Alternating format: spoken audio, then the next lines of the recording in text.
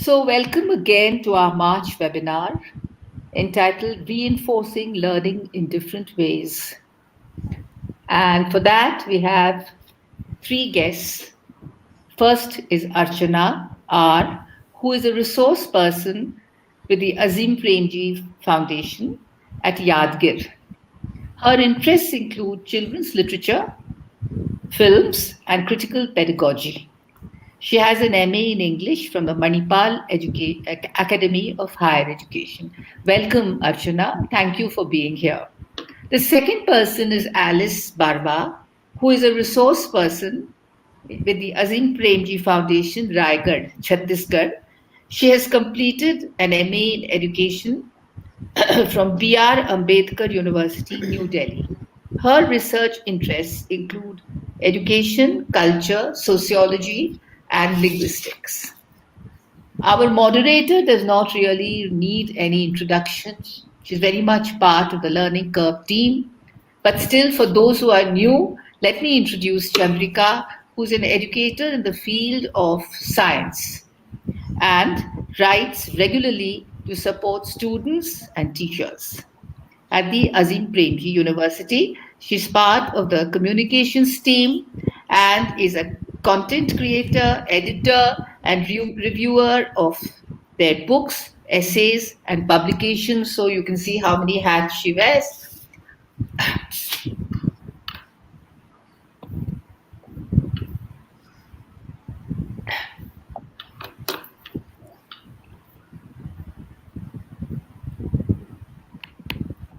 Welcome to all of you. Sorry, something quickly happened. Welcome to all of you. And now, audience, be prepared for a wonderful webinar. Thank you so much, Prema, for that wonderful introduction. And I'd like to welcome all the audience, people who have joined us on call, and also like to welcome Alice and Archana. And let's dive into this webinar, which is our 39th webinar of the Learning Curve. We are going to be discussing two articles. One which is written by Alice called Reinforcing Democratic Systems in Class, and the other written by Archana, which is Reinforcing Learning, What Can We Do Better? So if you see the article written by Alice, speaks about how a sense of confidence, a sense of belonging can be inculcated in children. And Archana's article focuses on academic reinforcement. So let's begin right away. So my first question is to you, Archana. You have spoken about reinforcing learning. What can we do better? So in the initial part of your article, you have referred to two resources. Uh, One is a book called The Homework Myth, and another is a documentary by an Iranian filmmaker called Homework.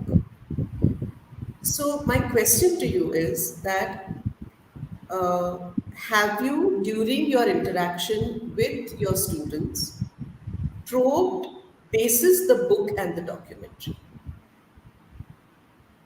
I hope my question is clear to you. Yes, it is. So, hi Chandrika ji. So, thank you for the question.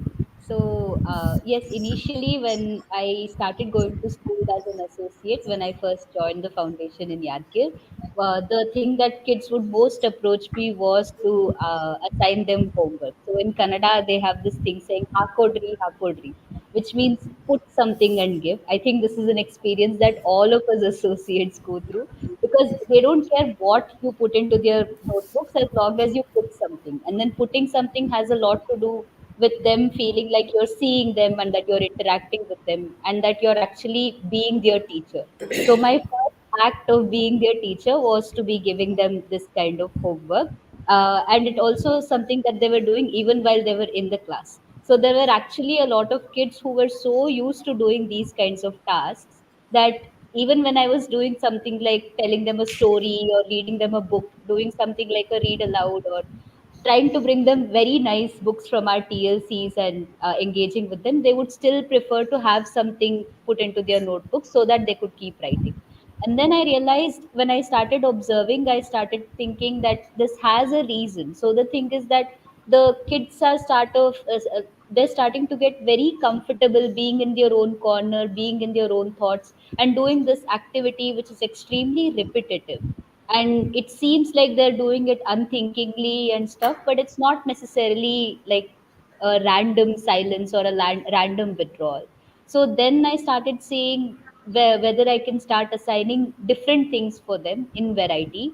And then I started to explore if giving having this variety and making these kinds of changes would sort of bring a necessary discomfort into their routines. So this is when reading both the book and also the documentary, which I read about 4 or 5 months into my associate program, it sort of framed my ideas for what I could try. Like the documentary and the book both really helped me understand that what I was seeing was a very critical kind of observation, and that there is a need to do something here. So it kind of pushed me in the right direction, for which I'm grateful to both the book and the documentary. That's wonderful. It's always good as a teacher when you are able to apply, or to use the resource effectively in your classroom and to see the results in terms of learning that's happening with the children. All right. So, Alice, my next question is to you. See, so when we think of school as a space where children they spend close to 7, 8 hours of their day uh, at that space. So, it plays a vital role in helping a child to locate themselves within the society. Okay. Now, for this to happen, there has to be a discussion on social inequalities, which you have mentioned in your article. So, can you tell us a little more about that? When I mention about social inequalities, like you said, that school is a place where children come and they do not just learn about the society, they also socialize in the similar manner that they socialize in their classroom. So when we talk about social inequalities,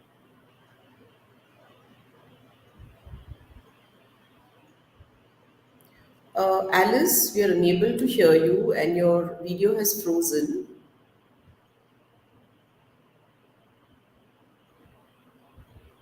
All right. I think we'll come back to Alice a little later once maybe there's some issue with her network. So let me continue with you, Archana. Yeah. So mm, there are two things which you mentioned in your article. One is homework as a reinforcement, and the second is homework as a feeder. And in both cases, you were speaking about bettering of learning levels. So, can you tell us the distinction? Is there what is if there's a distinction between the two? What is the distinction, and how do each of these aspects of homework, help in the betterment of learning levels? Yeah, so when I was trying to write this based on a lot of the experiences during my time in classes, I was thinking of how many confusions there were, because whenever you talk to someone, like when you read books or articles or even research around homework, it says that it's not necessary to give homework. But then within the school or classroom context, when we're engaging with teachers and talking to them, we see that homework is a non negotiable, and it's usually considered like something needs to be given. And then the excuse is usually that, especially in the case of rural government school children, because their exposure is so low, and because if homework isn't given, then the activities that they might engage in after school may not be that conducive to continue their learning or so. So it becomes a kind of an excuse where homework needs to be given regularly. And by regularly, we obviously mean every day.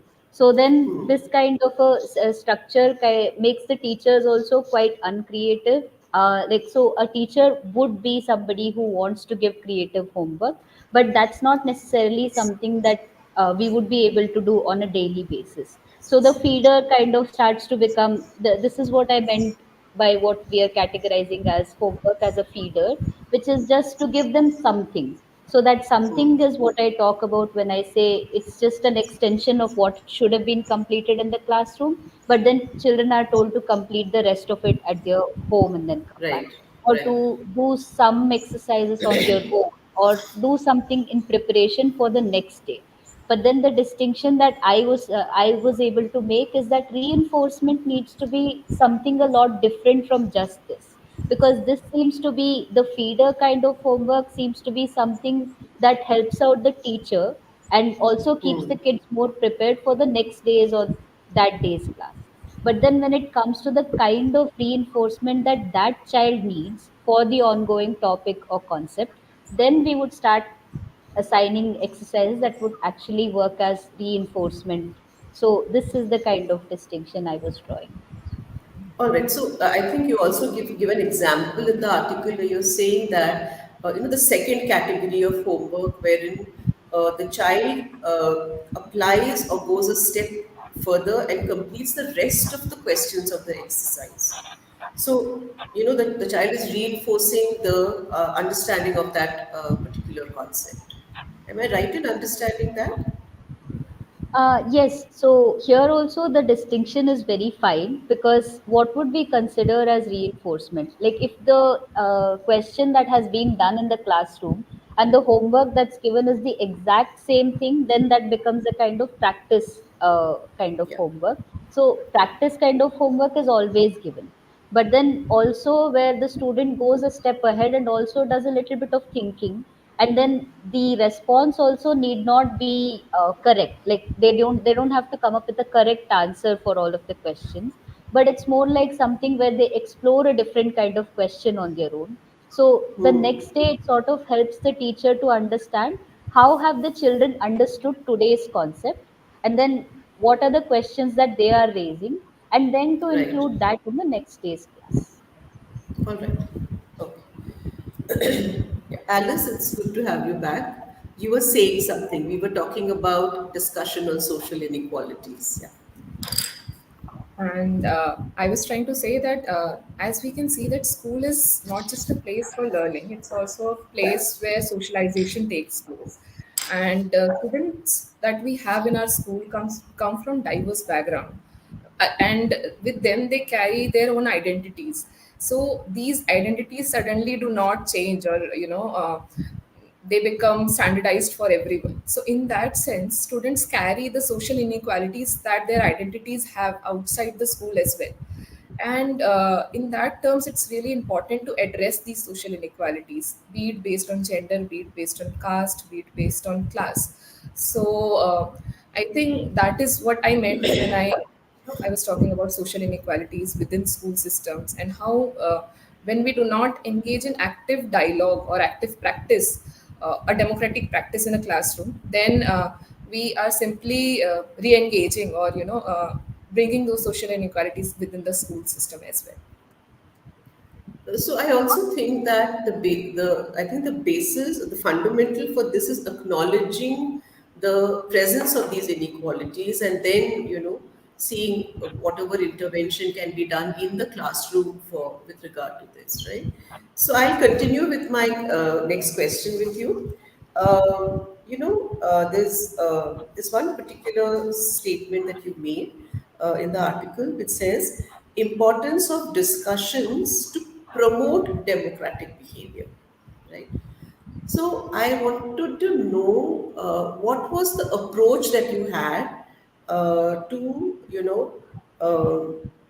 see, because students at the level at which you was teaching at, they are generally not exposed to discussion. In fact, there's a statement where one of the children says discussions to bade log karte hain, It's only the adults who discuss, right? So what was your approach to introducing them to the concept of discussion and the importance of having them in the class? I think it's important if I share the whole incident and how it took Please place. do. Please do. Please do. So Yeah, please do. it happened so that I was teaching about a certain concept in the class, and for some reason that day the children were really energetic and they were not listening to whatever I had to say, and they kept disrupting. And despite me telling them, you're not behaving in a certain way or you're not paying attention, um, I could see that they were not able to understand what was happening. And later that day, because I lost eventually lost patience and I scolded them about how they were behaving. And later that day I just sat down and reflected, because I hadn't scolded them since I had joined the school. So it was my first time, and I was reflecting back that was the reason I scolded them appropriate? Was there a fault in my way of giving instruction? And did had I determined any set of rules, or had we determined any set of rules for the classroom, which we mutually agreed on? So from there I could understand and see that there is a need for discussion, and there is a need for critiquing the kind of norms or set of rules that we have for the class. So for the next day, we took a chart paper and we sat in a circle and we talked about the previous incident that we had in the classroom, and how it was disruptive, or how it was not helpful for us to carry out the class further. And at that time, that there was this one girl in my class who commented that this is discussions happen with older people. You do not discuss things with younger, a young person. And that was very enlightening for me. And then later we carried on to discuss about the classroom norms that we have in place, and what do they think is an appropriate behavior. We sat down and wrote it together, so they helped me write it down. And they came up with some really unique set of rules, which was related to just our class, like using cell phone. They would see me using cell phone at times, and they would want to peek into it. So we had rules for not peeking into someone else's phone. When do we engage in conversation? Why it is important to listen to each other? And within that dialoguing, we came to a discussion on corporal punishment as well, where how learning takes place. In that, the one of the students asked me that why don't you beat us? Beating would help us learn easily. And then we had an open discussion on why how beating doesn't equate to learning, or if I beat you, would you be able to come up with the multiplication table somehow? So in that process, they then started engaging on how different there are different ways of learning, and there are different ways that they already learn in the classroom which can be more helpful. And I think that is how we came to that point where engaging in a democratic discussion or democratic process became a part of our classroom. And I think after that, children felt more comfortable asking or critiquing things that I would bring in a class, or asking doubts in a classroom.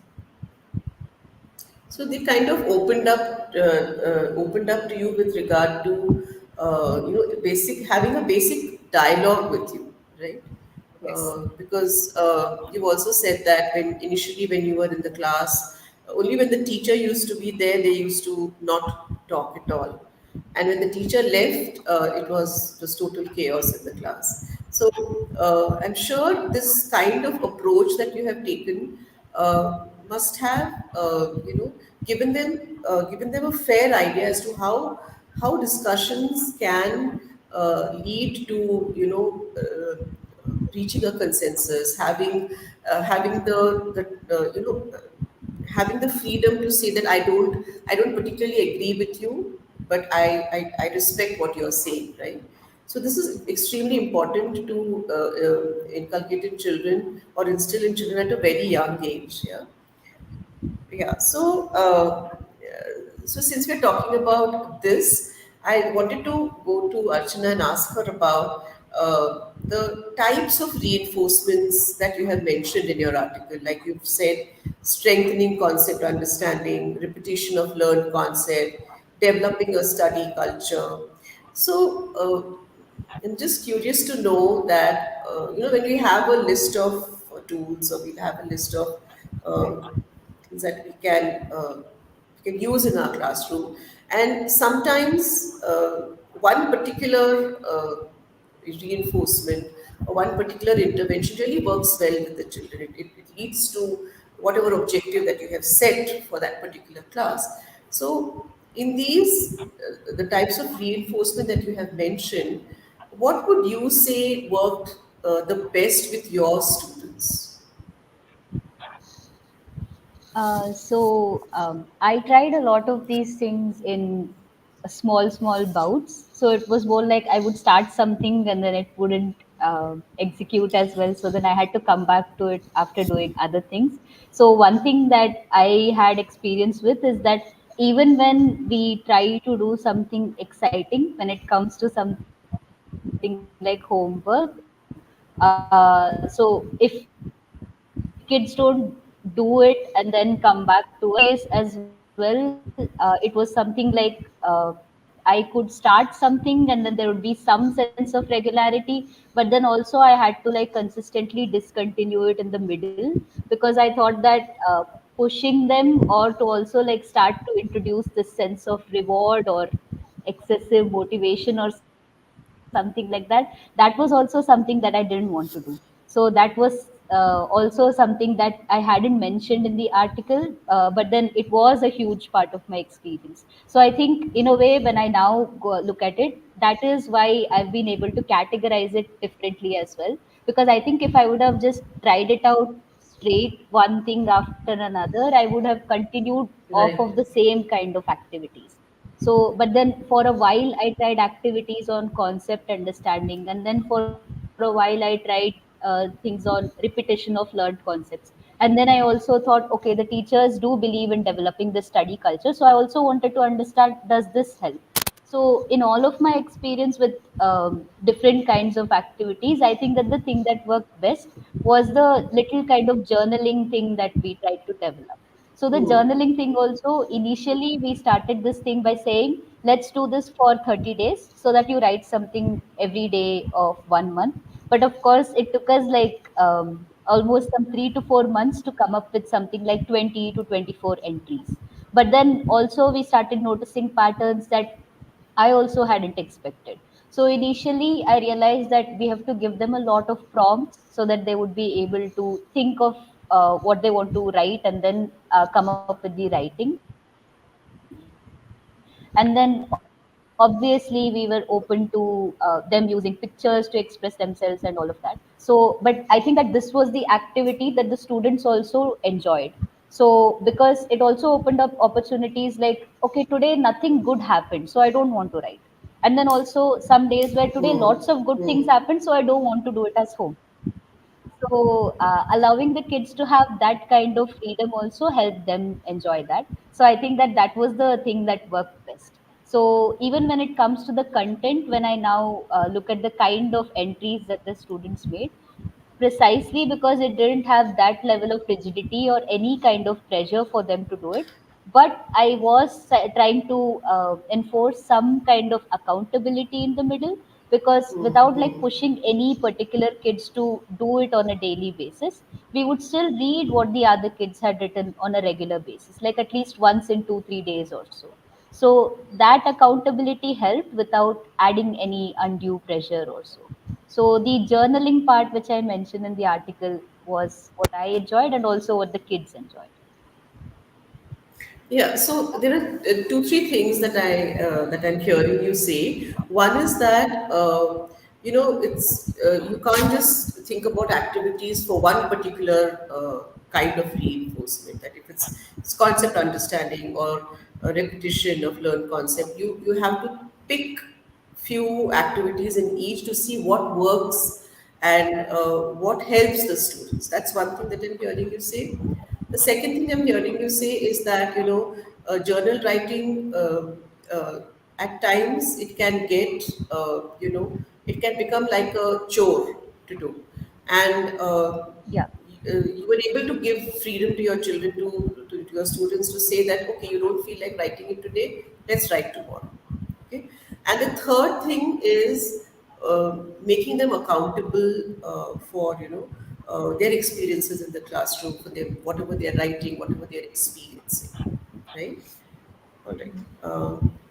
So, mm, yeah, so brings me to a particular sentence in your article, Alice, where you're speaking about the position of dominance is often accepted as and equated to expertise in certain areas. The position of dominance is often accepted as and equated to expertise in certain areas. So I was just thinking if you can, give us some examples of this particular statement, and what made you include this in your article. So when I often looked inside a classroom, especially the schools I would visit or the SUP school I had, often the teachers who are an expert in a subject or have an authority over a subject also assumed authority in the classroom. And I was just thinking back to Archana's response when she was sharing how she gave freedom to children how to decide, like, to make decisions on whether they want to do their homework today or would they want to do it tomorrow. There is some fluidity on how they want to take the class, and then there is a structure within which she had, helped them place themselves.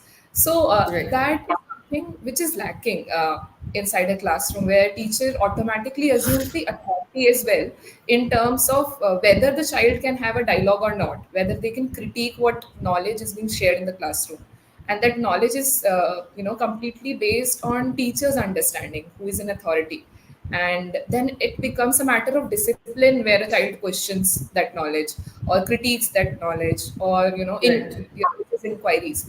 So I think that is what made me think of that line, that automatically a dominant identity is developed between the teacher and the student, where they are both accepted as an authority figure and an expert.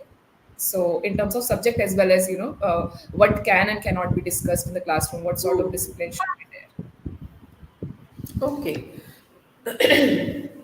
Um, so, I was just wondering, when we speak about, giving homework to the students in a class, and Archana has mentioned that, homework as a group activity and homework as an individual task, right? So, how did your students respond to this, and as their teacher, what was your takeaway with regard to each of this, because each of them have their own importance, as a group activity, and as an individual task. So can you elaborate a bit on this? So, when homework is usually assigned firstly as a notebook activity, that was the first thing that I wanted to break. That it was not something that they have to do within their notebooks alone. And then we do think that we could give them some kind of worksheets, but that even a worksheet is technically still writing. But Right. then certain things like what Alice was just talking about inquiry, it's one thing if it is not happening within the class. So say a teacher might be trying to include some of it in her pedagogy or in her plans and all of that, but then it's a whole other thing if such opportunities are also not explored in when it comes to work assigned at home also. And then especially a lot of the textbook exercises are also designed in a way that the students have to go back, find something out, and then write and come back. So if it is like a find and write kind of an activity, then technically it need not be an individual task, especially in a scenario where we're saying that about 30 to 40% of the students in our classes are not able to read and write independently. So this Right. would be a perfect opportunity for peer learning. And also because rural government schools mean that most of the students are in the same locality and they do see each other and live with each other, and in a lot of cases we have 2 3 students who come from the same household as well. So why not explore this as a wonderful opportunity where they're working together for a particular exercise. So an example of what I was trying was to do an English lesson on farming. The students had to come up with a list of farm animals and then all of the farm products that they're supposed to be getting from that. And then they also had to make a list of farming tools and equipments. So especially when we came to the farming tools and equipments, the expectation is that they speak to their parents. But then the distinction is obviously that obviously all of the parents would know what the farming tools and equipments are, but again it depends on the particular family what list of equipment that they're going to make. So if it is like a land owning farm wala family, then the kind of list that they make does Will vary be from the different. kind of list that a child whose parent does not own any land and is only doing particular tasks. So they would not be able to talk to their parents about the entire list of tools and equipment.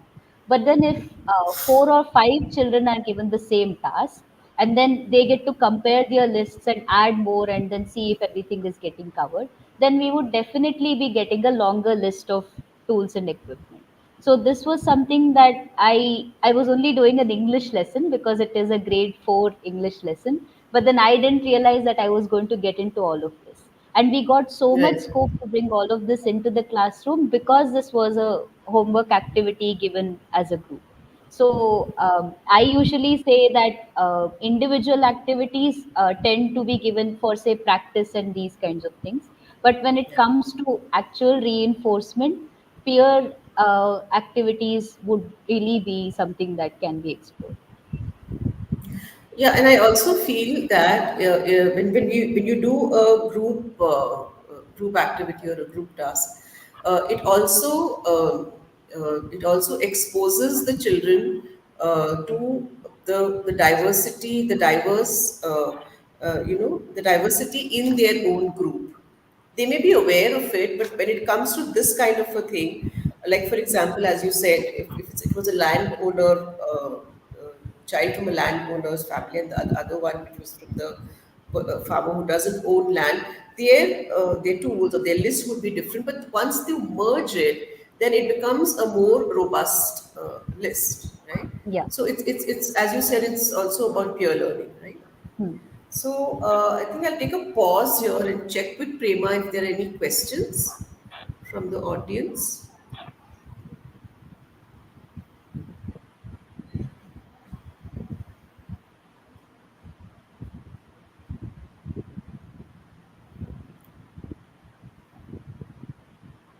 Prema, do we have any questions? I'll get back to you. We don't have questions yet. I'll get back as soon as we get some. All right, great. Okay. Uh, right. So, Alice, when we talk about proactively managing student behavior during classroom transactions, how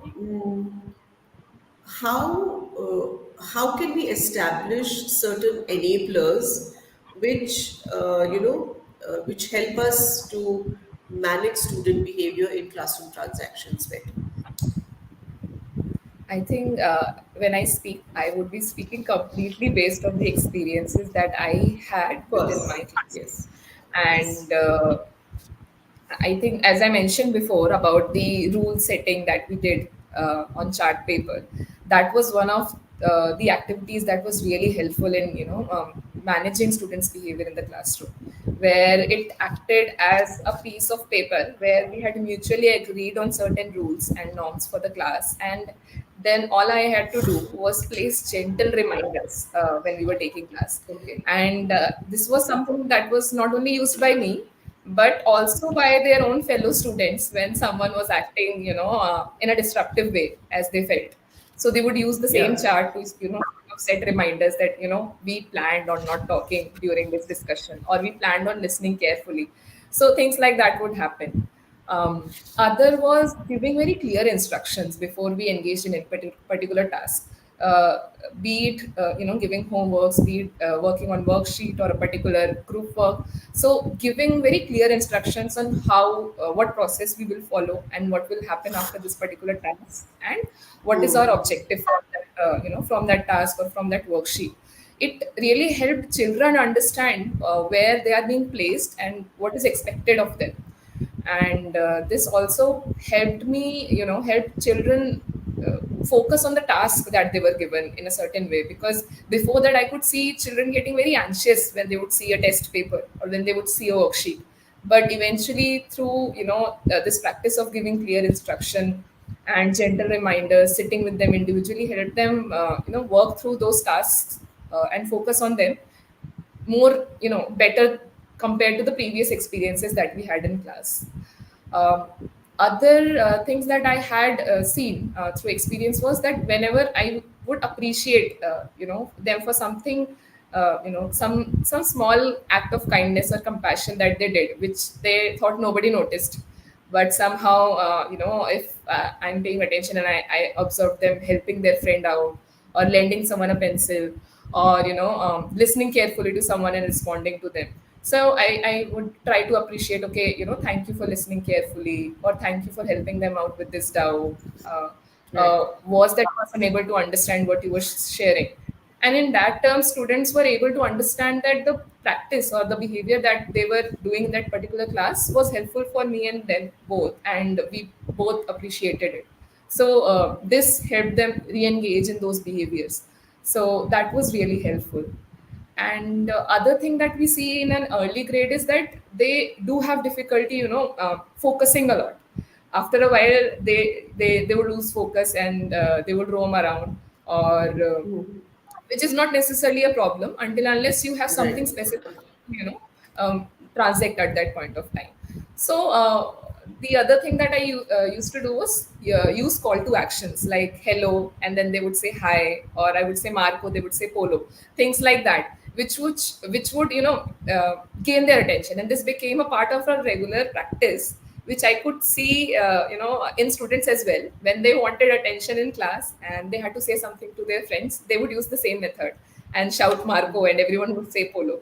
So that sort of, behavioral change I could see in class, and students using the same pattern to sort of manage the classroom setup. So that was one way, few of the ways that I used to enable proactive management. So, what is important from what I'm hearing you say is that it's important to give students the right kind of instructions, and follow them up with reminders. It's unfair to a child to say that I have told you once and you need to remember it. Yeah, I mean, we wouldn't remember so many things. So for them to give them a structure, to constantly remind them, to appreciate them for having done something which was sensitive, which was kind.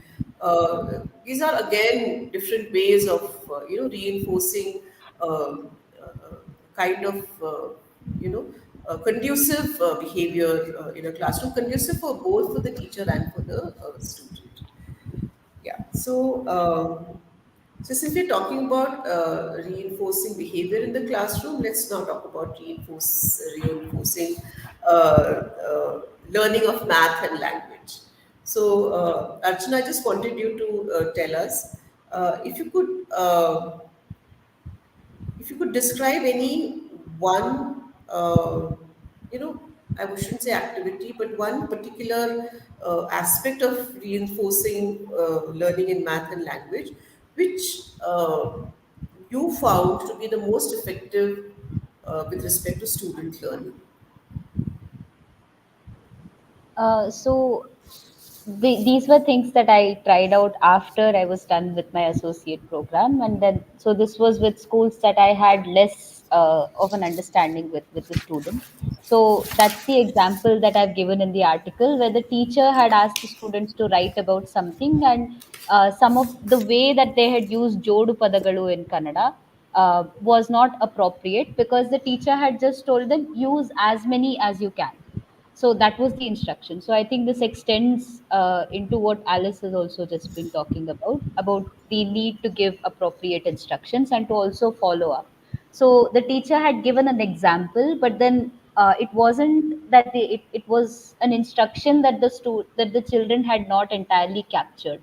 So what they were doing was trying to follow the teacher exactly as they had been told to. So they were like, okay, maximize the use of jodu padagalu. So we're just gonna put it in everywhere possible. And then when we read it, it was completely incomprehensible. So most people that I've shown this write up to start laughing when they read it, because it does make no sense. And then it shows exactly what happens when children are forced to follow something without properly understanding it.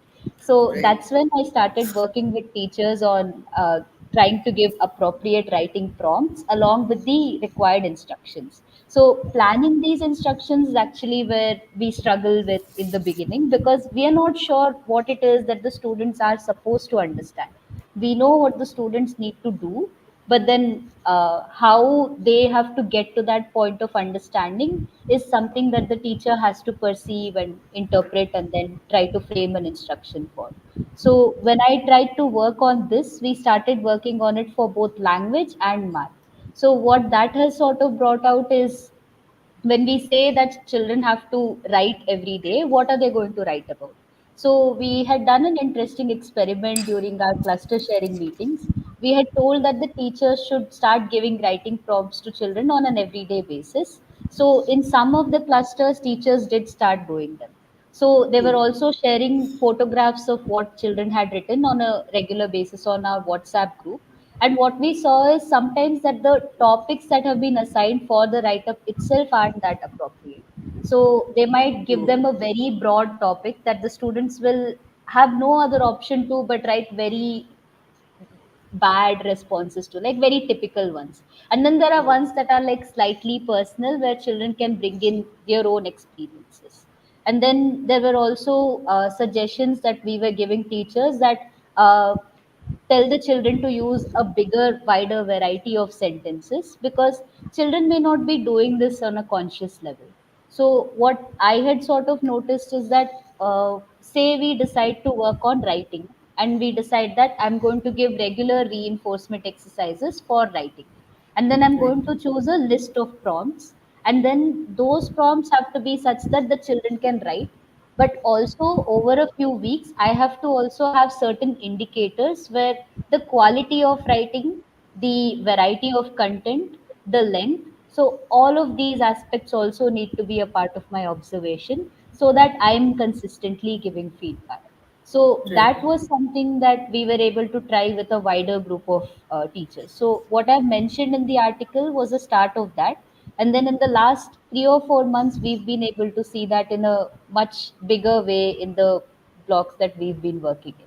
For math as well, we've been trying to do this with word problems. So Right. because we keep saying that children are supposed to create their own word problems, we started working on how teachers need to be introducing a variety and diversity, like actual good diversity for as prompts for the children to create their word problems.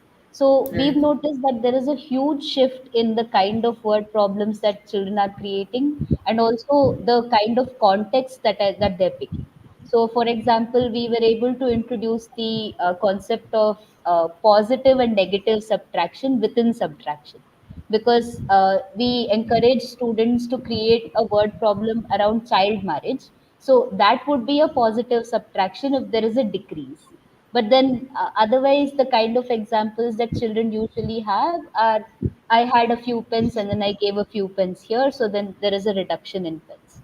So we've noticed that the prompts and its variation can work for language and just as well for math as well.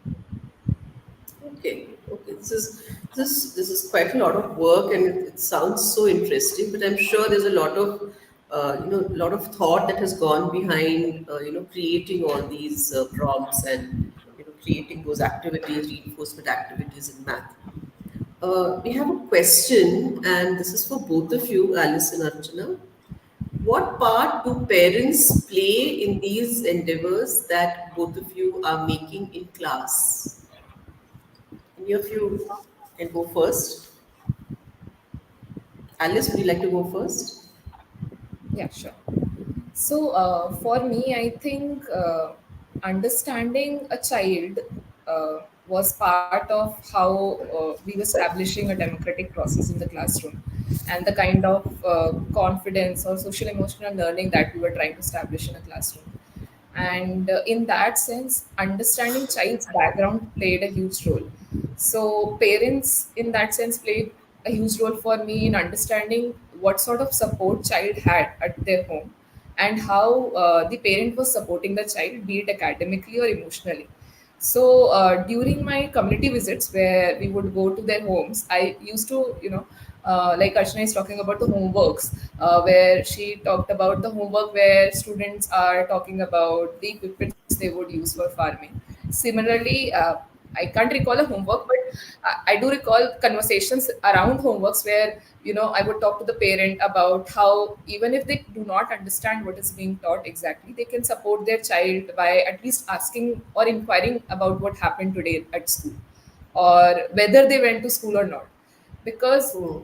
the kind of socioeconomic stress these families face, it's really difficult for the parent to be a very very present in the child's life, especially in their academic life.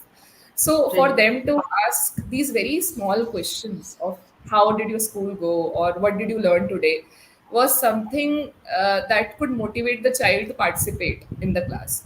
And I think that was something that I could see with few of the students who would occasionally skip class, and then I would suddenly turn up at their door and ask where were they today. So their parents and I would have a conversation on what actually happened and how they can support that child. So I think that is where I could imagine the role of parents in terms of how they can provide some sort of academic and emotional support to the child. So basically, you were building a connect between not just with the child, but also showing concern about the child not coming to school or being absent on a particular day, and approaching the parent. So the parent also knows that the child is going to a space where she or he is cared for, and when they don't come to class or they don't come to school, the teacher is concerned about why they are not in school. All right, what about you, Archana? How would you respond to this question? When I would do community visits, I always had this conversation with parents to not ask for teachers to give them homework. So there were a lot of most of the houses I wouldn't be able to meet the parents. Of course, that is quite common. And then also in the houses where parents are there, and then they are quite vocal about their children's learning, and then they ask questions. They want to know how they're doing. I would try to have a conversation with them about, don't just go to the school and ask the teacher if they've been giving homework, or don't just go and ask them to give them more English homework. Especially in my case, I was seen as the English teacher, so they would ask, okay, I've seen that you've not been giving them homework. Previously they used to come and write ABCD in their house every day. So I used to ask them, from how many years have the kids been writing ABCD every day? So if not every day, at least like once or twice a week. So usually the kind of homework that was given is writing the alphabet, and then or writing vocabulary, like repeatedly writing vocabulary that has been introduced. So I would start asking, like, have you been asking your kids if they're able to like talk a little bit in English? Because of a lot of my students in grade 7 at that point had begun to use a lot of English phrases. They were learning how to Right. complain in English. So I tried to expand the conversation by saying that don't just have homework as the expectation from the school for your children, but also ask them more about what they're actually doing and what kind of tasks that they've been going through. Also, like, I ask the parents to make it a point to ask the children and also the teacher about whether the children are learning to speak a little bit in English, or whether they're able to read simple English things that are coming up on the television or when they go out or something. So my efforts were more that if a parent is, and I do believe that parents are very, very concerned about children's education, even if they don't seem that way when we approach them or so. So even if that is the case, we can have this conversation where we can insert these ideas, and then maybe these are things that the parents will also start noticing. Right, right. Okay, so I do have a couple of questions for both of you, but before I ask those questions, I want to ask both of you whether you have any questions for each other. So, whoever wants to go first, I think I had one question. So I was really please go. curious about, you know, how were you connecting the community with the homework? Because that is something that I have been curious about, and especially because you're talking about homework as a process of learning.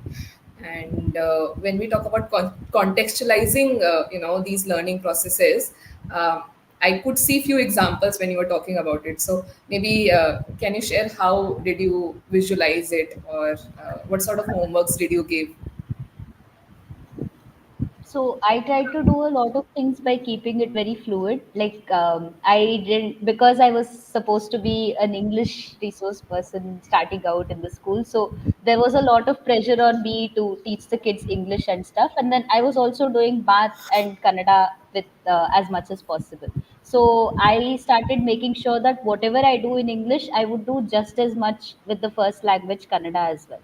So I also wanted to establish that English and Kannada do have to go hand in hand, especially when they don't have those skills, those literacy skills in Kannada at the time. So I would start. So I was making sure that whatever assignment is given to the to the children is something that goes in Kannada. So the discussion, the enquiry, all of these bits would definitely happen in Kannada. So if the kids and I were framing a few questions that they would ask their parents about something like these farm animals itself, those questions we made sure came up in Kannada, and they would also ask the parents in Kannada itself, and they would write the responses also in Kannada. And then the next day, I would take some time so that they would have some peer support. So they would work together so they could only replace the keywords of those Kannada words to English, and which was the vocabulary that I needed for my English lesson on that day anyway. The downside to this, of course, it's not a perfect world. This took a lot of time. And I am not saying that this is something that can be managed within your regular plan. So I'm sure teachers watching would think, how much time did she have? Or even if the teachers in my school were watching this, we know that this girl only covered like one unit in over a month. So the unit ended up, it was a 12-day lesson plan that extended on to 19 days. So I'm not at all saying that this can be done as easily, but also something that I've learned is that for the first unit, this took 19 classes because I had to do a lot of work in talking to the parents. Just giving the children the questions was not enough. There were times when I also had to visit children in their homes, and then also talk to the parents that so this task was given to the children, but then they didn't have time to ask you. So then we had to do it together on a Saturday and stuff like that.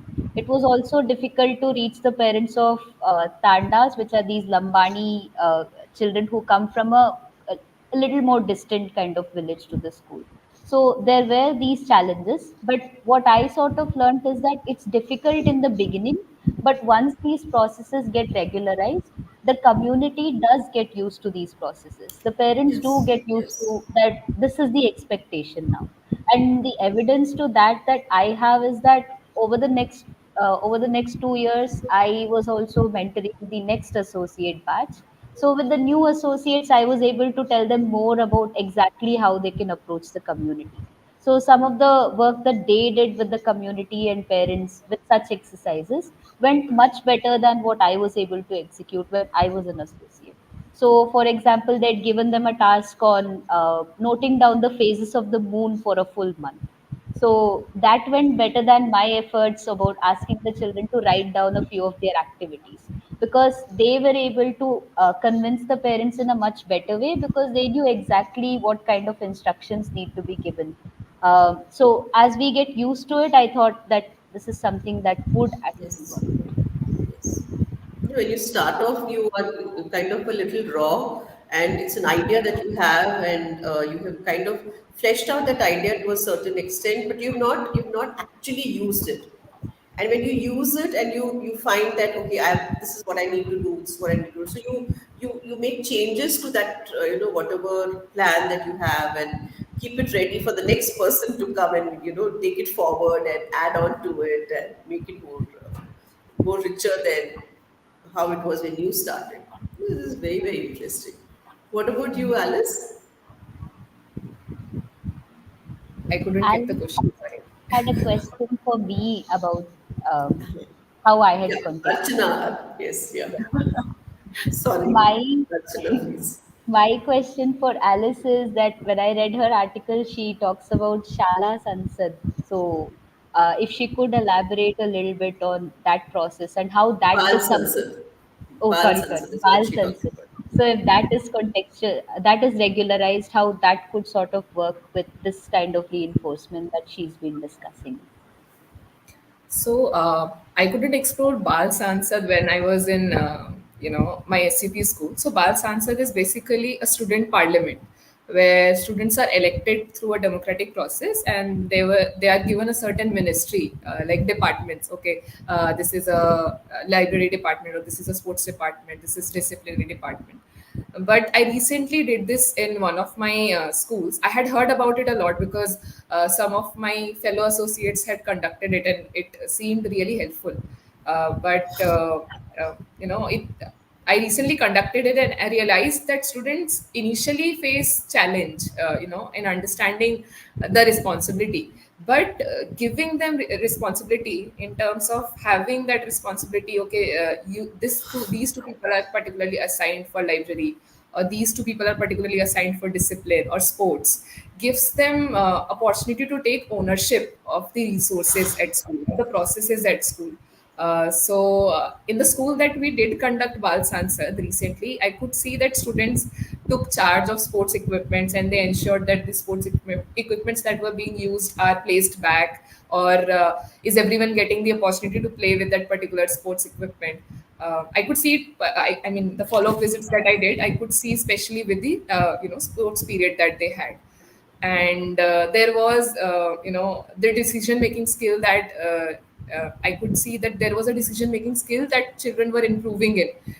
They were understanding, okay, younger children need these many equipments, or they need guidance when they're playing, and older children can independently play or arrange their games for themselves. So in that term, I could see that Bal Sansad was helpful in including children in the school processes actively, where they had the ownership, they were self-aware, they were building self-awareness, they were building social skills as well as decision making skills. So I think when we are talking about democratic processes in schools, this is a platform which is already introduced in school systems, government school systems. So I think it should be used actively by the schools to enable children, and let them become part of the school process where they also make decisions and take charge. It's also about So, extrapolating this thing to to a sense of responsibility and a sense of ownership. Doing it on a small scale and applying it throughout the school. That's so important. Yes, Prema, you were saying something. no, it was me. Yes, I Arjuna. Sorry. I wanted to just extend this because child parliament is something that we have across states, and we've tried it in a lot of schools around as well. So, one thing that was interesting while you were talking about was that they have this sense of ownership and stuff. This is definitely interesting, but also if you've seen examples of children being more empathetic, because the example of the kind of equipment that younger children would need, that is definitely a level of empathy that children are able to respond to and come up with much quicker than if it was a responsible adult in that place. So if you have a few experiences of this sort where the level of empathy is like much quicker and much lovelier than what adults usually are able to display or come up with. I had this one example from my SUP school itself. One day I was really sick, and students knew that if I am really sick, I'm not able to participate actively in the classroom, and I have to leave early. So on one of those days, and we had been practicing a lot of things before that. We had multiple conversations on feelings through stories, and we had mindfulness games. So they knew, I feel that somehow it was an extension of it. So that day, I was really sick, and it was visible on my face, but I was not willing to leave my class.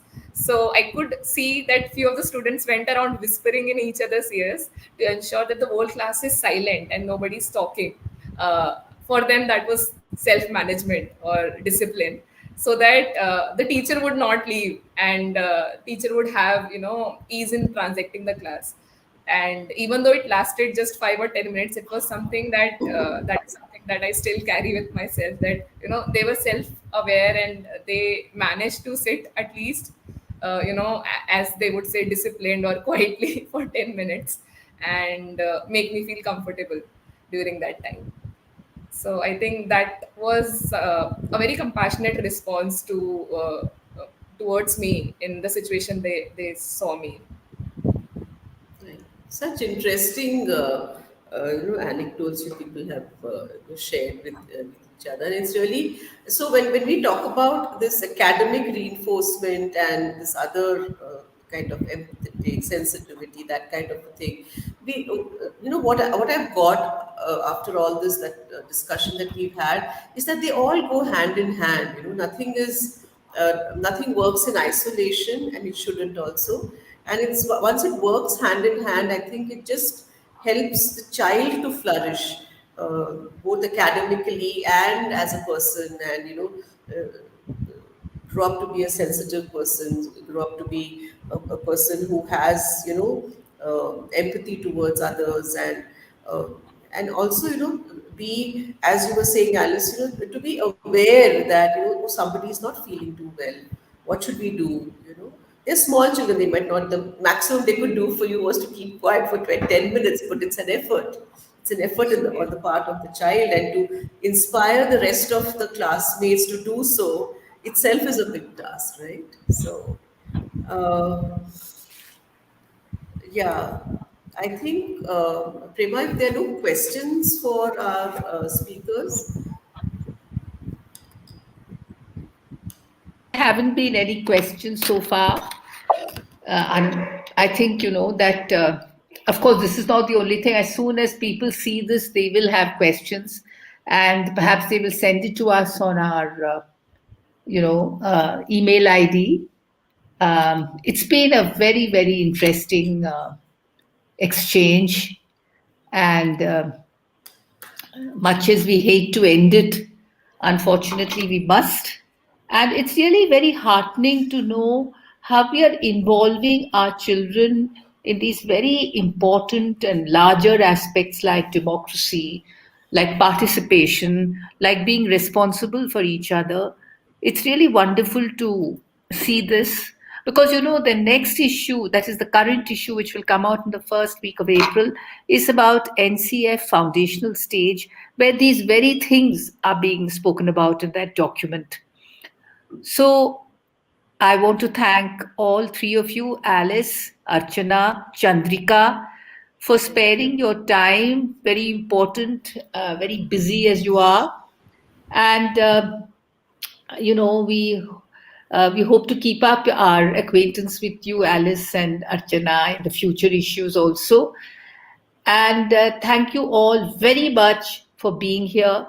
And now we look forward to our next webinar, which is on the 1st of May. And till then, we'll say goodbye. Thank you. thank you. Thank you so Thank much. you. Thank you. Thank you.